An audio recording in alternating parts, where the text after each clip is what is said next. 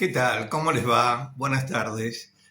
Hoy voy a aprovechar que todavía es temprano, que no han venido como van a venir, si Dios quiere, dentro de un rato mis hijos, mis nietos, mi yerno, mis nueras y Silvia del trabajo. Voy a aprovechar para hacer este video. Hoy es el día de mi cumpleaños. No solamente cumpleaños yo, sino que también cumpleaños mi hermano Miguel, compañero de la vida, hermano, amigo, un tipo muy especial para mí, un referente, es mi héroe, fue combatiente del Regimiento 7 de Malvinas. eh, y bueno, tengo la felicidad y la suerte de que tenemos toda la familia, de que volvió, constituyó su familia hermosa y es un tipo bárbaro.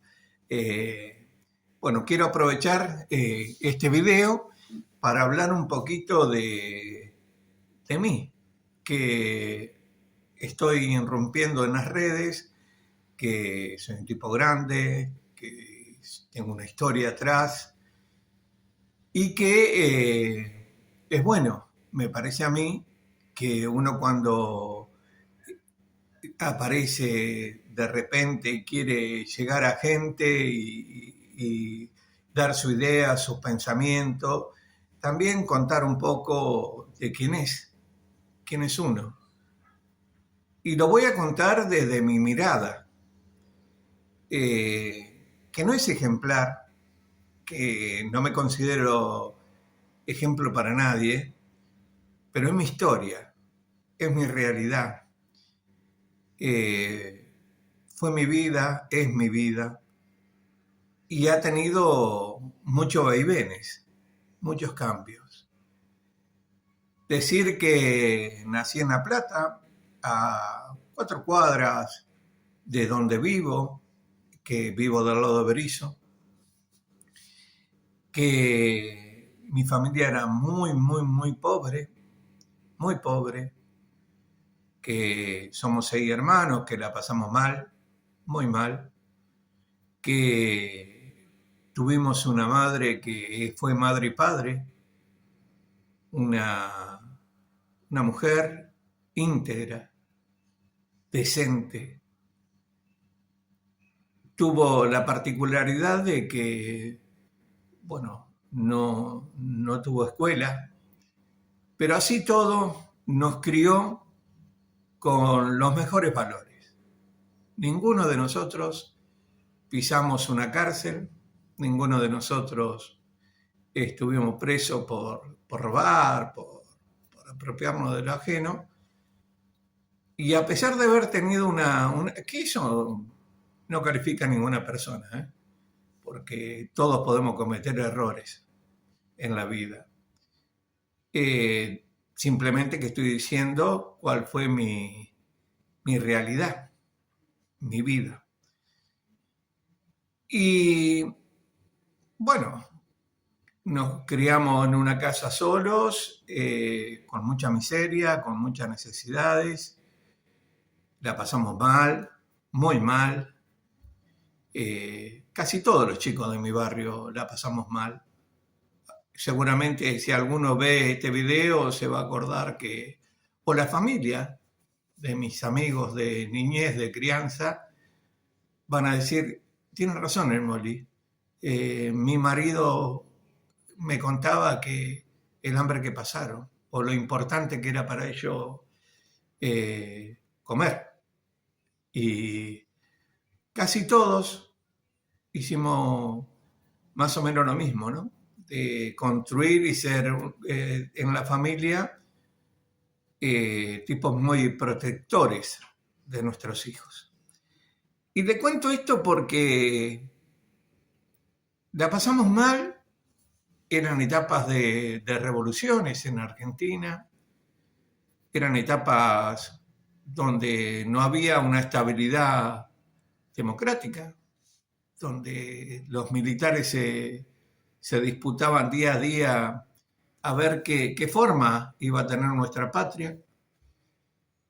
y donde la política estaba proscrita, porque había venido el golpe militar y lo había dejado a Perón en el exilio. Y mientras pasaban todas esas cosas, el pueblo sufría la huerfandad de no tener un líder, de no tener gente que defienda sus intereses. Y nosotros nos fuimos criando así, con muchísimas necesidades, durmiendo 3 o 4 en una misma cama, con frío, con hambre, sin baños.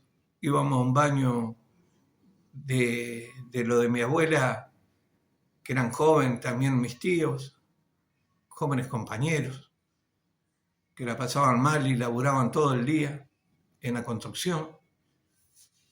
Y bueno, nos fuimos criando como podíamos y como podía mi vieja, hasta los 10, 11 años que ya teníamos autonomía como para ir a vender diarios en 72 y 120, a vender pastillas en los trenes, en los micros, y desde ahí tratar de traer algo para la noche y comer todos juntos en familia, viéndola casi siempre a mi vieja llorar porque de impotencia.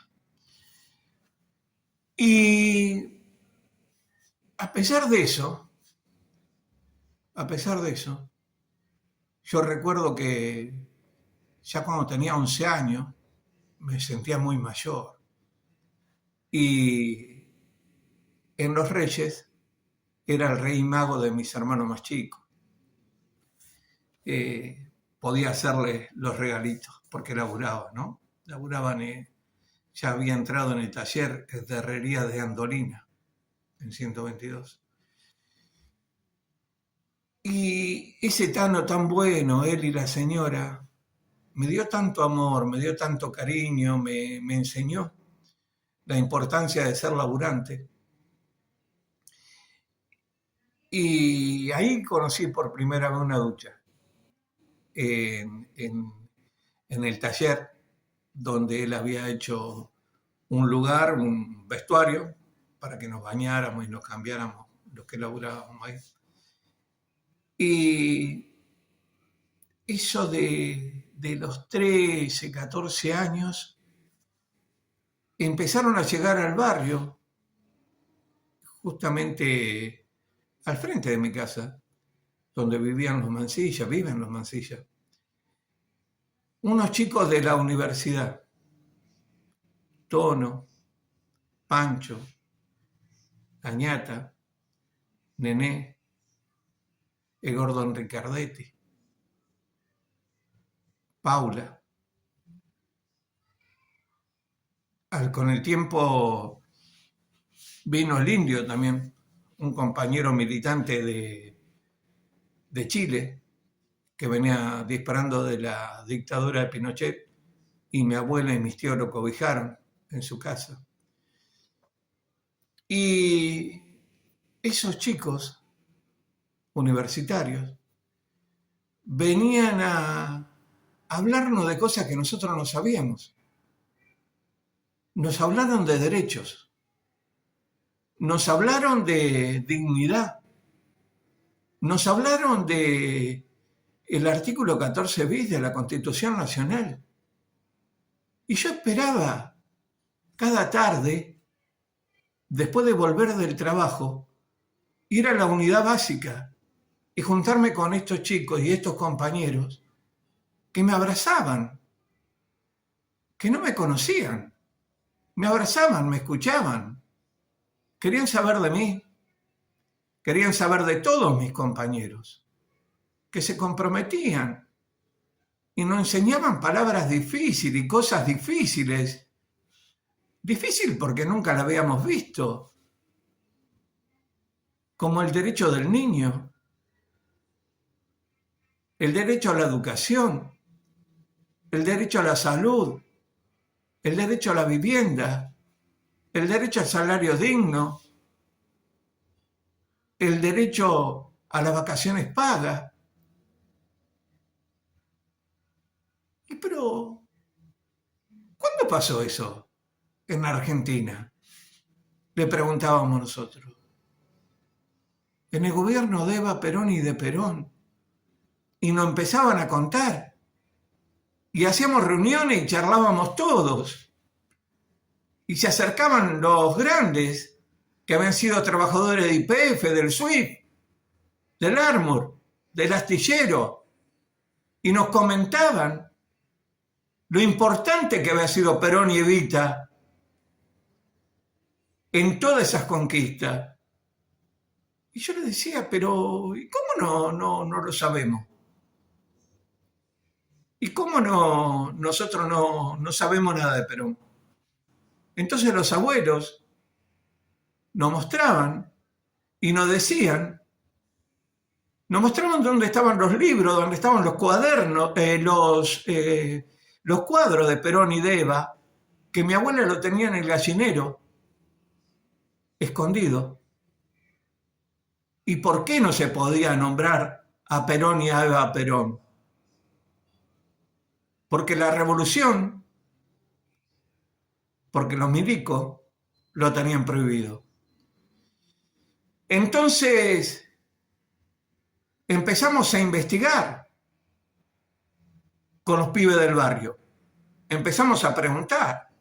Y cada día que nos juntábamos a tomar mate, a la tarde en la unidad básica, era una ida y vuelta de los chicos que nos traían esas historias escritas a través de libros y los compañeros viejos de nuestro barrio que rubricaban lo que se estaba hablando y que también contaban sus propias historias proscritas de trabajadores industriales, cuando Berisso y Ensenada eran unas ciudades pujantes, industriales, que fue terminando los distintos gobiernos de la dictadura y el neoliberalismo que tantas veces, como ahora, con este delincuente que tenemos de presidente, está exterminando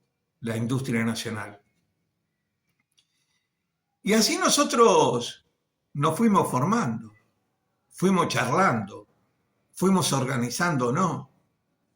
Era una cosa hermosa saber que a las 6 de la tarde íbamos a estar en la unidad básica.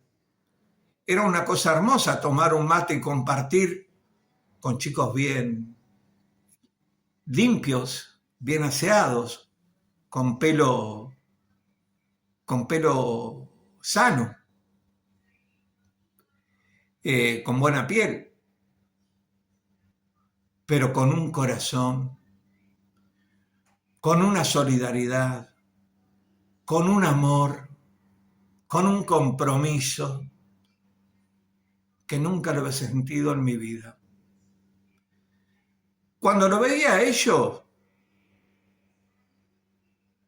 era sentir el abrazo de mi mamá. El abrazo de mi mamá, que había sido la única que me había dado amor en ese entonces. Y ahí fue que nos fuimos convenciendo de que la militancia, que la política era una herramienta hermosa para cambiar las condiciones sociales de nuestro pueblo.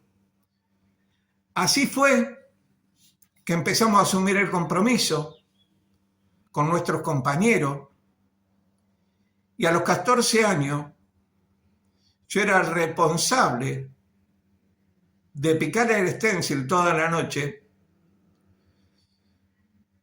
y preparar los volantes con otros compañeros, imprimirlo. En esa época se usaba stencil y se usaba picarlo y poner la tinta y darle.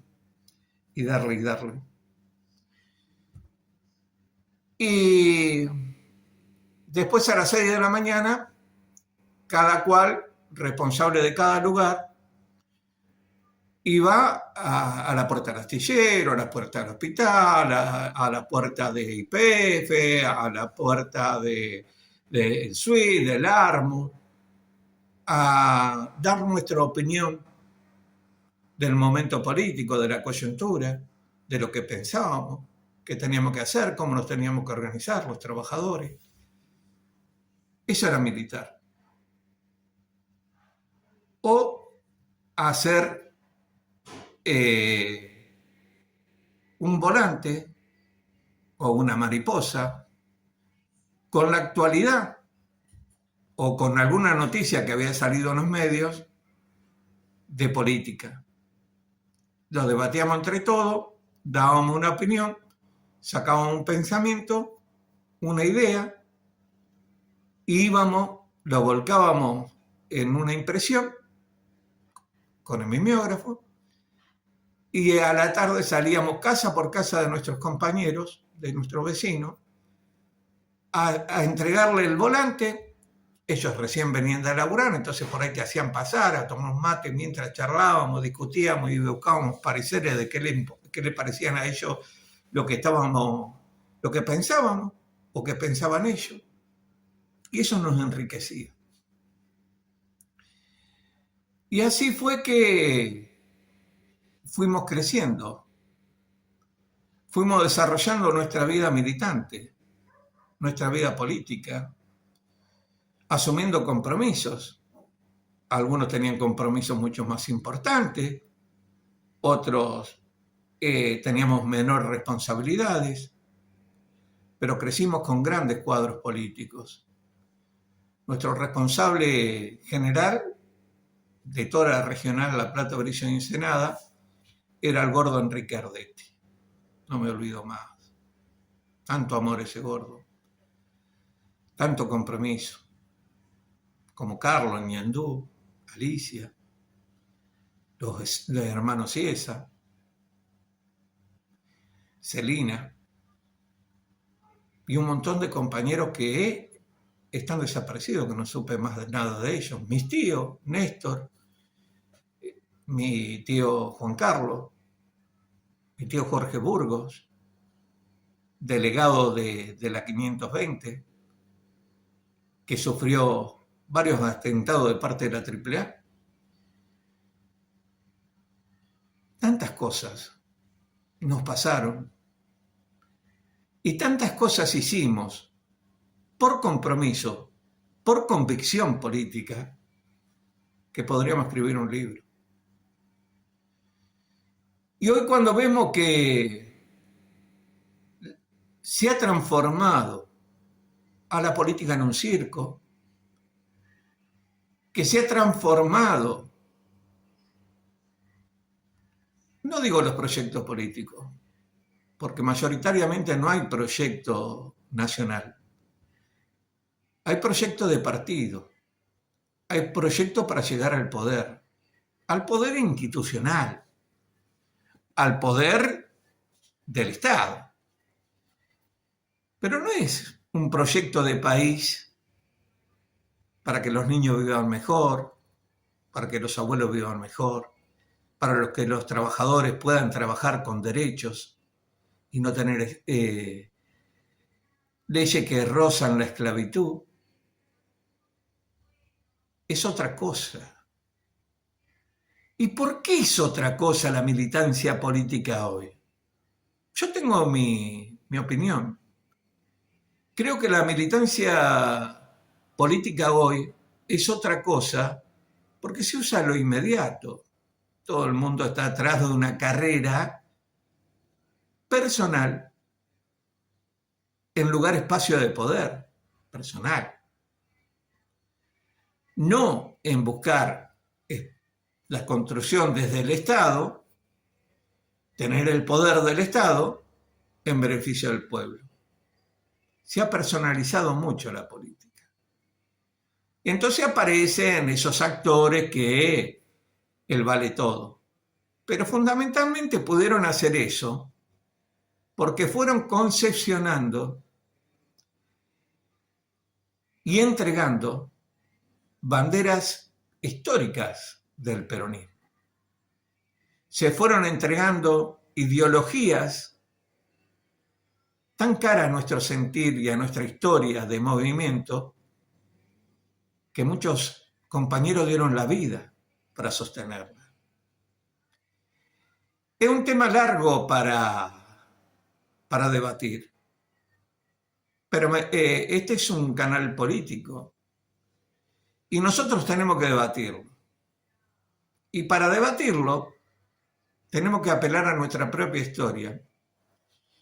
No sé si es mucha, si es poca, si es buena o si es mala, pero a mí me marcó para toda la vida.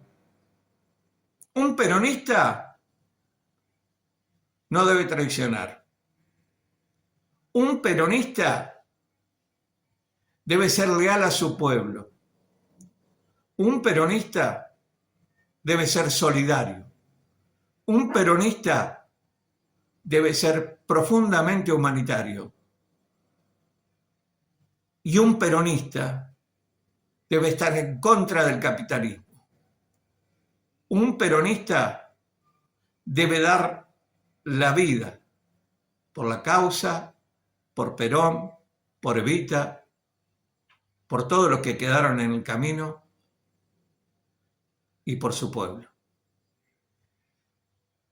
Esta es una parte que les dejo para que ustedes reflexionen, la analicen y espero sus opiniones. También le quiero decir de que con el tiempo, con mucho laburo, con Silvia pudimos armar una hermosa familia. Tengo 4 hijos hermosos, que me dieron nietos hermosos, que me trajeron nueras hermosas, que me trajeron un yerno de oro y que han podido estudiar, trabajan, son hombres formados, hombres y mujeres formados, y que a pesar de todo no nos pudieron vencer. No nos pudieron vencer porque tuve la fortaleza y el respaldo de esos abrazos que me daba mi vieja y de esos abrazos que aún los siento también como los abrazos de mi vieja y la contención de esos jóvenes compañeros. Muchas gracias.